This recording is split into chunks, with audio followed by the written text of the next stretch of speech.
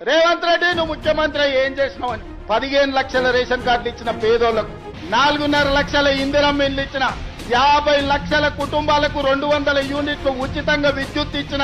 45 లక్షల కుటుంబాలకు 500 రూపాయలకు సిలిండర్ ఇచ్చిన, మా ఆడబిడ్డలు బస్సుల మహాలక్ష్మి పథకం కింద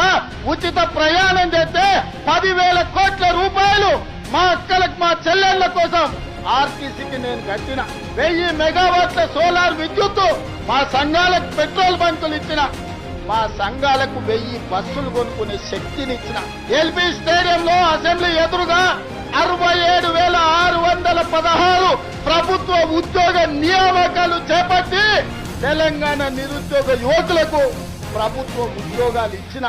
20,616 కోట్ల రూపాయల రైతు రుణమాఫీ చేసిన, రైతు భరోసా కింద 27,000 కోట్ల రూపాయలు రైతుల ఖాతాలో వేసిన, 500 రూపాయల బోనస్ సన్న ఒడ్లు పండించిన వాళ్ళకు ఉత్తమ్ కుమార్ రెడ్డి గారు ఇచ్చారు. వ్యవసాయానికే